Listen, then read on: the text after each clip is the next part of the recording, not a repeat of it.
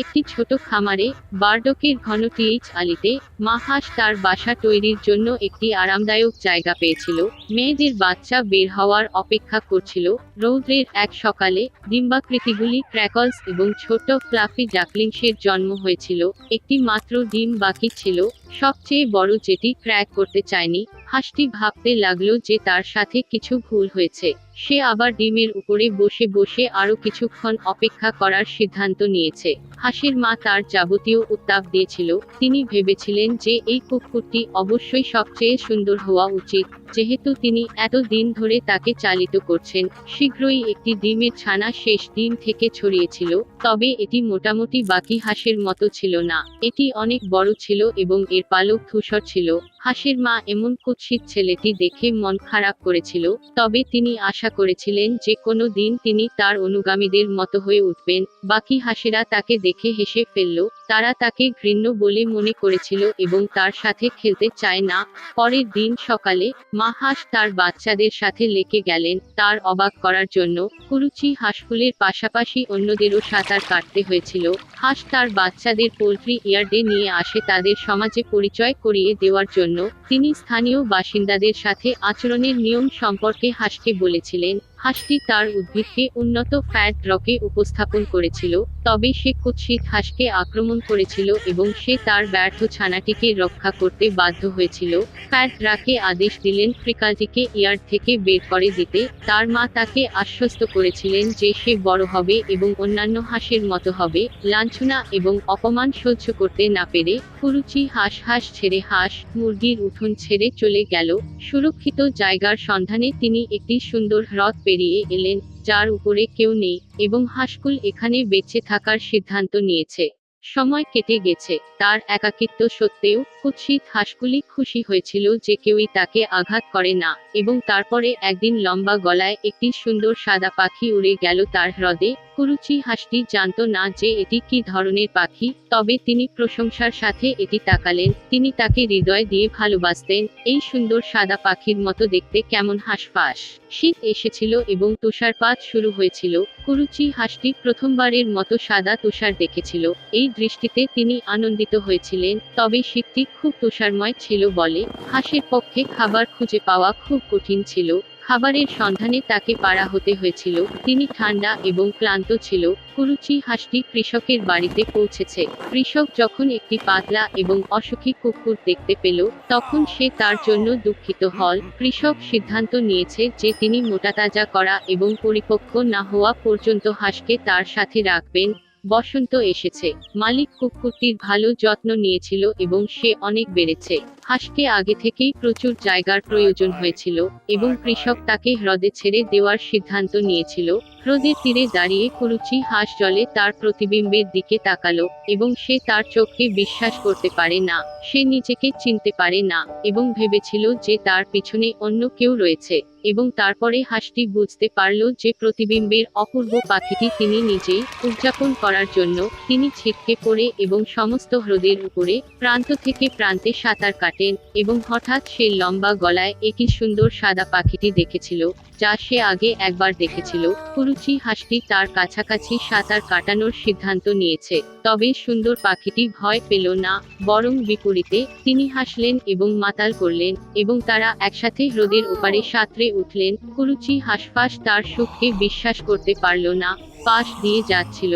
হ্রদের তীরে একটি চর্বিযুক্ত ড্রাগ বলেছিল যে তিনি তার জীবনে এত সুন্দর যুবক রাজহাঁস কখনো দেখেননি। তিনি যখন জানতে পারলেন যে পোল্ট্রি ইয়ার্ড থেকে তিনি একবার যে কুৎসিত হাঁসকে বের করে দিয়েছিলেন তা হান, দেখা যাচ্ছে যে কুরুচি হাঁসটি প্রথম থেকেই রাজহাঁস ছিল।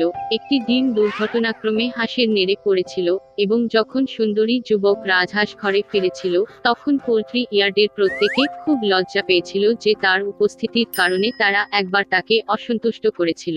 একটি বড় শহরে জন দরিদ্র শিশু পাড়ায় বাস করত, কাই এবং গেরদা, যারা একে অপরকে ভাই ও বোনের মতো ভালোবাসত। পিতামাতারা তাদের ছাদে একে অপরের কাছে গিয়ে গোলাপের নিচে বেঞ্চে বসার অনুমতি দিয়েছিলেন। উষ্ণ মরশুমে তারা তাদের সমস্ত সময় এখানে কাটাত, বিভিন্ন গেম আবিষ্কার করে এবং শীতকালে তারা উষ্ণ চতুর্দিকে বসে আশ্চর্যজনক গল্প শুনতে পছন্দ করত যা তাদের দাদি তাদের প্রায়শই বলেছিল। একবার বাচ্চারা যখন কোনো ছবি বইয়ের দিকে তাকাচ্ছিল, তখন কাই অনুভব করলেন যে তাকে কিছু চোখে এবং হৃদয় ছুঁড়েছিল। এগুলি ছিল শক্তিশালী মহিলার আয়নাটির টুকরো, স্নো কুইন। তারপর থেকে ছেলের আচরণ নাটকীয়ভাবে পরিবর্তিত হয়েছে। তিনি ক্রুদ্ধ, অভদ্র এবং নিষ্ঠুর হয়ে উঠেছিলেন। একদিন কাই টগবগনিংয়ে গেল এবং কখনোই ফিরে আসেনি। গেরদা যখন কাইয়ের নিখোঁজ হওয়ার বিষয়টি জানতে পেরেছিলেন,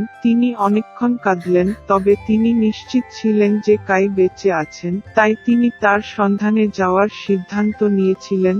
দীর্ঘ সময় ধরে জেরদা বনের মধ্য দিয়ে, মাঠের মধ্য দিয়ে হেঁটেছিল এবং তারপরে সে একটি দুর্দান্ত ঘর পেরিয়ে এসেছিল, ফুলগুলিতে সমাহিত।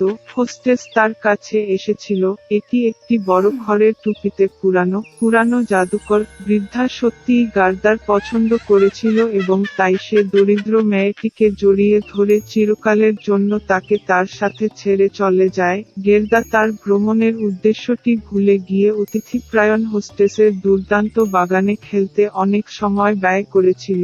একবার তিনি দুর্ঘটনাক্রমে একটি গোলাপ দেখতে পেলেন এবং কাইয়ের কথা মনে পড়ল এবং সঙ্গে সঙ্গে জাদু থেকে উঠে রাস্তায় চলে গেল। পথে গার্দা এক বিশাল স্মার্ট কাকের সাথে দেখা করলেন। তিনি মেয়েটিকে বলেছিলেন যে তিনি এমন এক রাজকন্যাকে জানতেন যিনি বিয়ে করতে চলেছিলেন এবং তার বাগদত্তাকে কাইয়ের মতো দেখতে খুব বেশি লাগছিল। কাকটি গেরদাকে তার কাছে নিতে রাজি হয়েছিল। একবার প্রাসাদে, গেরদা ভবিষ্যতের রাজপুত্রকে দেখতে পেরেছিল। দুর্ভাগ্যক্রমে এটি কাই ছিল না। রাজকন্যা মেয়েটির দুঃখজনক কাহিনী শুনে তাকে একজন কোচম্যান এবং চাকরদের সাথে জুতা, একটি মাফল এবং একটি দুর্দান্ত পোশাক উপহার দিয়েছিল, আর গেরদা ধাক্কা মারল রাস্তায়। অন্ধকার অরণ্যে, ঝলমলে গাড়িটি সঙ্গে সঙ্গে ডাকাতদের নজর কেড়েছিল, যারা তৎক্ষণাৎ আক্রমণ করেছিল। ডাকাত গেরদাকে বন্দী করে নিয়ে যায়। তিনি গেরদাকে তার ডাক্তার দেখাতে ডাকাতদের দুর্গে নিয়ে গেলেন। এতে ল্যাপল্যান্ডের বন কবুতর এবং নীলকণ্ঠ রয়েছে। তার বন্দী হওয়ার গল্প শুনে ডাকাতটি তার প্রতি করুণা পোষণ করে এবং তাকে কাইয়ের সন্ধানে নহরের সাথে যেতে দেয়। রেইন্ডার মেয়েটিকে বুড়ো ল্যাপল্যান্ডের মহিলার কাছে নিয়ে আসে। সে ক্লান্ত মেয়েটিকে গরম করে তোলে এবং খাওয়াত। তিনি তার বন্ধু ফিনের কাছে শুকনো কডিতে কয়েকটি শব্দ লিখেছিলেন, যিনি স্নো কুইনের প্রাসাদের কাছেই ছিলেন। মেয়েটিকে সাহায্য করার জন্য বলেছিলেন। তিনি গার্ডাকে বুঝিয়ে দিয়েছিলেন যে কাইয়ের খারাপ আচরণের কারণটি আয়নার টুকরো যা তার হৃদয় এবং চোখে আঘাত করেছিল এবং উষ্ণ প্রেমময় হৃদয়ের শক্তিতে বরফ গলে না গেলে তিনি কখনোই এক হতে পারবেন না। স্নো কুইন জেরদার প্রাসাদে একা গেলেন। কেউই শক্তিশালী ভদ্রমহিলার বাড়ির কাছে যেতে সাহস করেনি। তিনি খুব ঠান্ডা এবং ভয় পেয়েছিলেন। দুর্গে নিজেকে খুঁজে পেয়ে গেরদা আশ্চর্য হয়ে গেল যে তিনি কতটা ঠান্ডা, নির্জন এবং মৃত। শীঘ্রই তিনি খেয়াল করলেন কাই, যিনি সম্পূর্ণ নীল হয়ে গেছেন, শীত থেকে প্রায় কালো হয়ে গেছে। ছেলেটি একটি কোণে বসে এবং বরফের তলা থেকে চিরন্তন শব্দটি লেখার চেষ্টা করেছিল, কারণ এক্ষেত্রে তিনি স্নো কুইনের কাছ থেকে উপহার হিসাবে পুরো বিশ্ব এবং একজোড়া নতুন স্কেট পেতেন। গেরদা ছুটে গেল কাইয়ের কাছে, তাকে শক্ত করে জড়িয়ে ধরে কাঁদল। তার উত্তপ্ত অশ্রু দিয়ে সে ছেলের হৃদয়ে আটকে থাকা স্প্লিন্টারে গলে গেল। তুলে নিয়ে কাইও কাঁদতে লাগলো এবং দ্বিতীয় তীক্ষ্ণ চোখের জল দিয়ে তার চোখ থেকে প্রবাহিত হল। একে অপরকে দেখে তারা কতটা খুশি হয়েছিল, তবে আনন্দের সময় ছিল না। স্নো কুইন ফিরে আসার আগে তাদের বরফ প্রাসাদ থেকে বেরিয়ে আসতে হয়েছিল। কাই এবং গের্দা অবশেষে স্নো কুইনের রাজ্য থেকে বেরিয়ে এলে তারা তাড়াতাড়ি বাড়ি ফিরে গেল। ফেরার পথে তারা সমস্ত বন্ধুদের সাথে দেখা করেছিল যারা তার অনুসন্ধানে গার্ডাকে সহায়তা করেছিল। বাড়িতে তাদের প্রিয় ফুল ফোটানো গোলাপগুলি তাদের জন্য অপেক্ষা করছিল এবং যা ঘটেছিল তা শীঘ্রই তাদের দ্বারা ভুলে গিয়েছিল ভারী স্বপ্নের মতো।